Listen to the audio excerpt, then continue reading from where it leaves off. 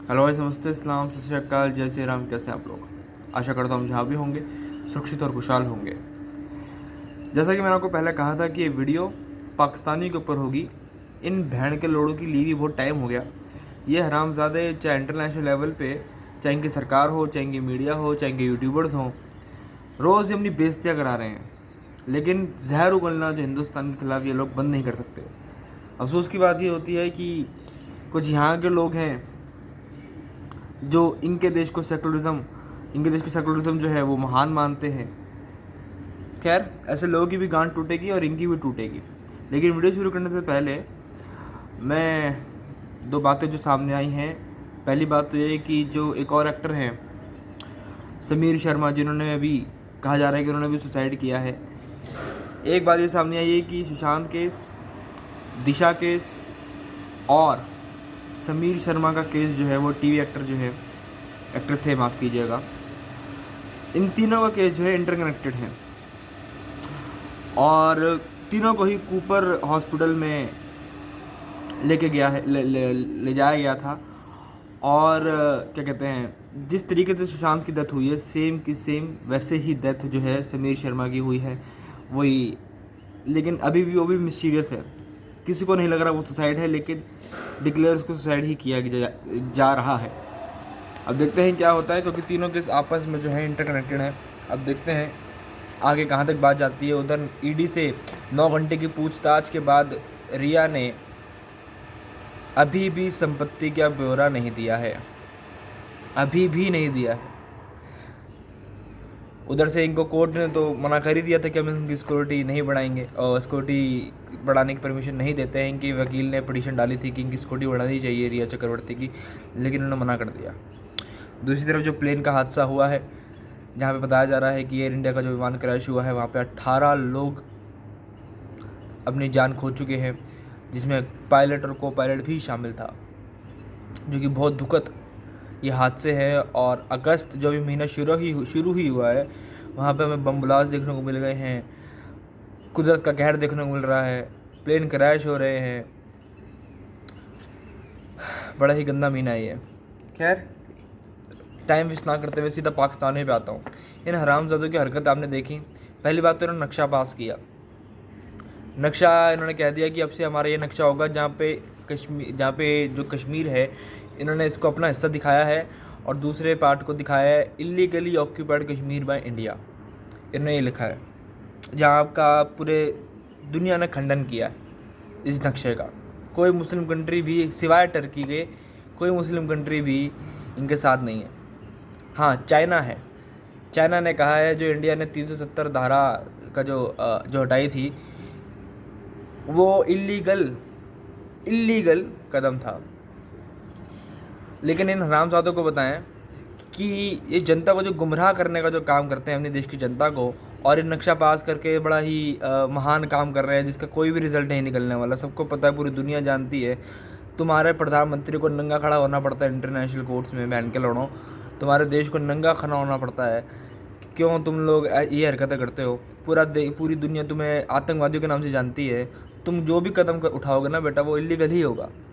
इसलिए कोई Muslim country तुम्हारे साथ नहीं है। समझे? जो सबसे बड़ा अवार्ड होता है अरब का, सऊदी का, वो दिया ना मोदी को। एक मुस्लिम कंट्री ने मोदी को दिया ना अवार्ड। तुम्हारे प्रधानमंत्री को क्या मिला? भोसड़े वालों। इन हरामजादों ने, देखिए चूतियाबंदी देखिए इनकी, चाइना से $100 बिलियन का इन्होंने लोन लिया ताकि सऊदी का $100 बिलियन का जो है वो लोन उतार सके। ऐसी हरकतें करने वालों को क्या बोलेंगे? इन हरामजादों को देखिए, ये अभी पाकिस्तान खेल रही है इंग्लैंड से। ना इनको होटल में ढंग से रखा जा रहा है, ना इनके पास खाने की सुविधा है, ना इनके पास खेलने की प्रॉपर सुविधा है, और ये आईपीएल को क्रिटिसाइज़ करते हैं। यूएई ने कहा है कि हम अपने और इंडिया के संबंधों को और अच्छे से आगे बढ़ाना चाहते हैं, इसलिए हमें खुशी है आईपीएल को होस्ट करने में। समझ रहे हैं? और इन्होंने ये भी कहा है कि आईपीएल बिना स्पेक्टेटर्स के जो है वो पॉसिबल होना आज हम इमेजिन भी नहीं कर सकते बिना स्पेक्टेटर्स के आईपीएल। तो हम कोशिश करेंगे कि शुरुआती मैचों के बाद के मैचों में जो हैं आईपीएल के मिड से हम एक्सपेक्टेटर्स लाना शुरू कर दें, 30-50% जो है हम स्टेडियम में भर दें। तो इतनी बड़ी अगर कोई बंदा स्टेप ले रहा है इंडिया के IPL को कराने के लिए, इनकी गांड में क्यों खुजली है? इनको क्यों ऐसा लग रहा है कि अरब जो है इंडिया की तरफ ज़्यादा झुक रहा है? अरब ने इंडिया को अवार्ड, मोदी को सबसे बड़ा उनका अवार्ड जो होता है, सबसे बड़ी उपाधि जो होती है, वो सबसे बड़ी उपाधि उन्होंने मोदी को दी है। हैं, इनकी हरामजादगी की जल रही है। और अब जो अरब ने प्रेशर बनाया है कि हमारा लोन चुकाओ, लोन वापसी करो, तो इन्होंने चाइना से लिया है। और चाइना टर्की के अलावा कोई भी देश इनको सपोर्ट नहीं कर रहा।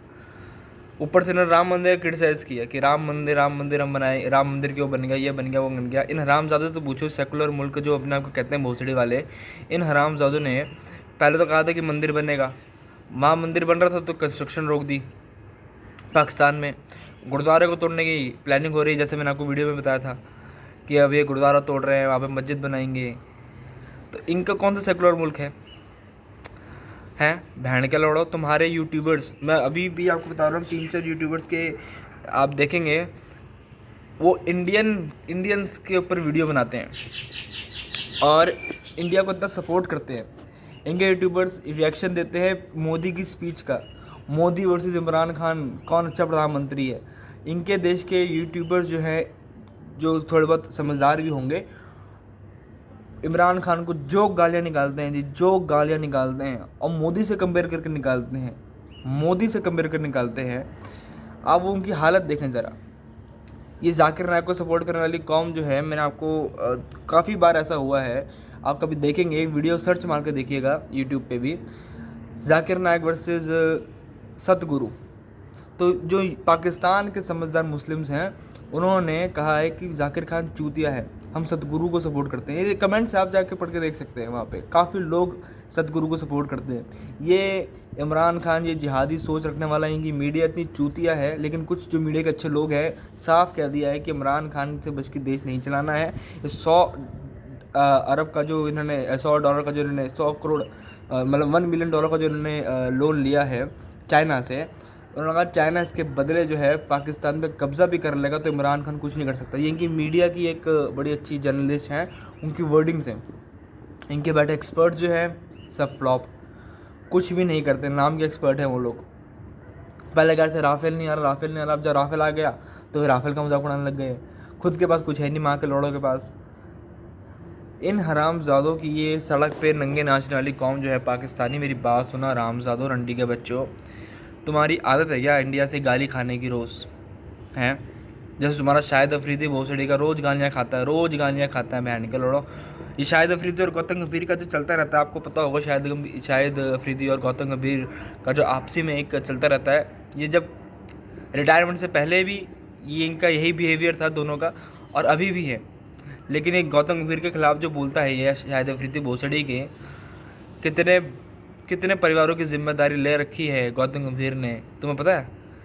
भोसड़ी के तुम्हारा शाहिद अफरीदी भी आएगा, उसको ही पाल लेगा गौतम गंभीर। हरामजादो, तुम अपने आप को समझते क्या हो?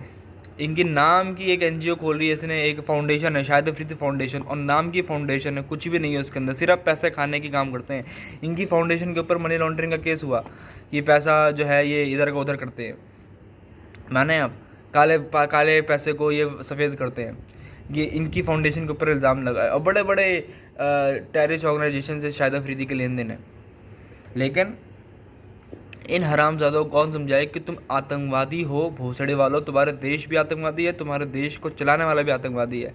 जो कुछ समझदार लोग होंगे तुम्हारे पाकिस्तान के, वो इतने नल्ले हैं बहन के लड़ों कि कुछ बोल भी नहीं सकते इनके खिलाफ़। और ये पाकिस्तानी अपनी माँ चुदा रहे हैं वहाँ पे बैठ के, इनको और कुछ नहीं आता है। हाँ, लेकिन ये सिर्फ जो है राम मंदिर के खिलाफ़ बोल सकते हैं। हरामजादों, 500 साल के बाद भी राम मंदिर बना, लेकिन बना, और 500 साल तक भी, उससे पहले भी राम राज्य था, उससे पहले उसके बाद भी राम राज्य रहेगा। बहन के लड़ो, तुमने इतनी कोशिश करी है हिंदुओं को ख़त्म करने की, हिंदुओं को तो, लेकिन क्या उखाड़ लिया तुमने? रशिया में, न्यूजीलैंड में, ऑस्ट्रेलिया में जिस तरीके से सनातन धर्म बढ़ रहा है, तुम्हारे हॉलीवुड के लोग जिस तरीके से भगवत गीता, मैं आज भी देख रहा था कि कितने बड़े सेलिब्रिटीज़ के नाम जो हैं आप देखिए कि किसी के हाथ में संस्कृत का टैटू है, किसी ने अपनी बेटी का नाम इंडिया रखा है। मारिया शारापोवा के जो है उनका टैटू गर्दन पे जो है वो हिंदी में टैटू है। और विल स्मिथ का सनातन धर्म के प्रति जो प्रेम है वो तो कोई भी नहीं झुकला सकता। वो साल में एक बार इंडिया ज़रूर आते हैं, काशी विश्वनाथ जाते हैं, भगवद गीता पढ़ते हैं। ना सिर्फ ये, भगवद गीता पढ़ने की इंस्पिरेशन दूसरों को देते हैं, और क्या सीखा है उन्होंने और क्या सीखते रहते हैं भगवद गीता से, ये सारी बातें वो करते हैं अपने फैंस के साथ, अपने फॉलोअर्स के साथ। और इंडिया के लोगों को ये बताते हैं कि भैया आप लोग भगवद गीता की तरफ ध्यान दें, बैंड के लड़ो। हमारा धर्म आज जिस मुकाम पर है, तुम्हारे सपने में भी तुमने नहीं सोचा होगा, क्योंकि तुम बाबर की सोच वाली कौम के लोग हो। जैसे बाबर का गर्दन कटी थी, जैसे बाबर की माँ चुदी थी, तुम्हारी माँ चुदेगी। बहन के लड़ो, अपनी हरामजादी कौम के तुम जो है एक तो बीज हो, और तुमसे कभी बाज नहीं आ सकते। पाकिस्तान इतना घटिया देश है, मैं आपको बता रहा हूँ। वहाँ के मुसलमान कहते हैं अगर 12वीं पढ़ जाता है तो वहाँ का मुसलमान जो है वो एंटी नेशनलिस्ट हो जाता है। वहाँ पे हर पढ़ा लिखा आदमी एंटी नेशनलिस्ट कहा जाता है। कोई आम आदमी अगर पढ़ लिख जाए तो वहाँ पे हर पाकिस्तानी को एंटी नेशनलिस्ट कहते हैं, क्योंकि वो पाकिस्तान की सच्चाई जानने लगता है कि भैया ये हो क्या रहा है। जो वहाँ पे सिर्फ मस्जिदों में और जो वहाँ के जो इन सब में जो पढ़ते हैं ना ये लोग, जो सिर्फ इस्लाम की पढ़ाई करते हैं, वो इनके लिए वो मुसलमान ठीक है। जो थोड़ा पढ़ लिख जाता है और वो देश की सच्चाई जब इनके सामने लेके आता है, अपने मुल्क की सच्चाई लोगों के सामने लेके आता है, तो उसको तो तेरे को इस्लाम से बाहर कर देंगे, तेरी ये कर देंगे, तेरी वो उस तरह हुक्का पानी बंद कर देंगे। इनको वो धमकियाँ दी जाती हैं। ये पाकिस्तान के कई गांव ऐसे हैं, जबकि लाहौर साइड जो कि मतलब कहते हैं कि पाकिस्तान की सबसे अमीर स्टेट है, रिच स्टेट है लाहौर साइड के जो गाँव हैं, वहाँ के लोगों का ये कहना है कि गाँव का आदमी अगर पढ़ जाता है तो उसको ऐसे बोला जाता है कि बहन इसको तेरे को हम इस्लाम से बाहर कर देंगे, तेरे को ये कर देंगे। और जिस तरीके से वह पंजाबी आदमी रहता है, उसको शर्म आती है अपने आप को पंजाबी बोलने में, अपने आप को शर्म आती है कि हम पंजाबी हैं। तभी वहाँ पे सिखों का, हिंदुओं का ये हाल है, क्योंकि वो खड़े नहीं हो रहे। खैर, इनकी ऐसी तैसी होनी ही थी। जब ये NRC आया है, इनकी तभी से बहन चुदी है। और पिछले साल से इनकी, जब से मोदी दोबारा आए हैं, इनकी तभी से बहन लेटी है। 370 धारा हुई, 3 तलाक ख़त्म हुआ, राम मंदिर बना, हैं जी, CAA, NRC, इन सभी की बहन तभी से लेट रही है। क्योंकि इनको पता है इन हरामजादों को कुछ भी करेंगे, ये अपनी कौम को जवाब नहीं दे सकते, शक्ल नहीं दिखा सकते। इनके पास कुछ भी नहीं है, सिर्फ कर्जे हैं, और वो कर्जे भी 95% बढ़ चुके हैं हर देश का, हर मुल्क का। और अब इनके पास ऐसी हालत होगी कि इनको अपने न्यूक्लियर एसेट जो हैं वो पहले सिलेंडर करने पड़ेंगे, तब जाके इनको और कर्जा मिलेगा। अगर चाइना इनके सर से हाथ उठा लेता है, जिस तरह चाइना की ये बचाया हुआ देश है, अगर चाइना इनके सर पे हाथ उठा लेता है तो कोई और मुल्क इनको सपोर्ट नहीं करेगा। और पाकिस्तान का अंत बहुत जल्दी है, मैं आपको बता रहा हूँ। ये नक्शे से बहुत जल्दी ख़त्म होने वाले हैं, भोसड़ी वाले। लेकिन हमारे यहाँ के जो लोग हैं उनका हम कुछ भी नहीं कर सकते। अगर उनको सपोर्ट करने बंद कर देते हैं तो मैं समझता हूँ कि इस देश को सुधार की तरफ ले जा सकते हैं। वरना ये भोसड़ी वाले पाकिस्तानियों की तारीफ कर करके वो भोसड़ी वाले जो अपने बाप को बेच दे पता ना लगे, उस कौम को सपोर्ट करते हैं हिंदुस्तान के खिलाफ बोलकर, और हम लोग चुप बैठ के देखते रहते हैं। खैर, अब इस वीडियो में मैंने गालियाँ इसलिए कम दी हैं क्योंकि मैं इनकी असलियत सामने लेके आना चाहता हूँ। पहले मैंने आपको बोला था कि मैं अपनी गालियों को थोड़ा अलग डायरेक्शन में ले जाना चाहता हूँ। वरना मैं जब गाली देता हूँ तो फिर लोग मुझे बोलते हैं कि सार्थक भाई इतने यंग आदमी हो, आप गालियाँ मत दो, आप ये बुरी बात मत करो, आप भगवद गीता पढ़ने वाले हो, आप कितनी गालियाँ देते हो। जहाँ जो चीज़ ज़रूरी है वहाँ करनी चाहिए, मैं आपको बताता हूँ। और इनकी असलियत ऐसे ही सामने आएंगी, ये गाली खाने वाली ही कौम है। खैर, मैं चलता हूँ, नेक्स्ट वीडियो में बात करते हैं। और अपना ख्याल रखें, सार्वजनिक स्थानों पर 2 गज की कम से कम दूरी बना के रखें। आप अपने हाथ और मुंह की सफाई रखें। चलता दोस्तों, जय हिंद।